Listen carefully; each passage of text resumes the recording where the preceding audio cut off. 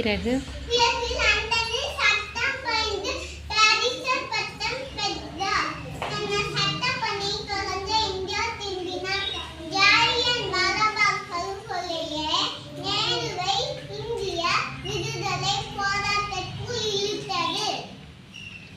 நேரு மகாத்மா காந்தியை தனது அரசியல் குருவாக ஏற்றவர்.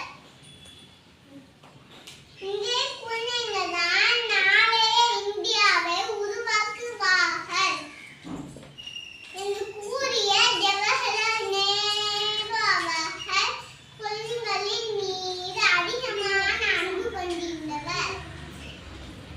அவரது அன்பின் காரணமாக ஜவஹர்லால் நேரு அவர்களின் பிறந்த நாளை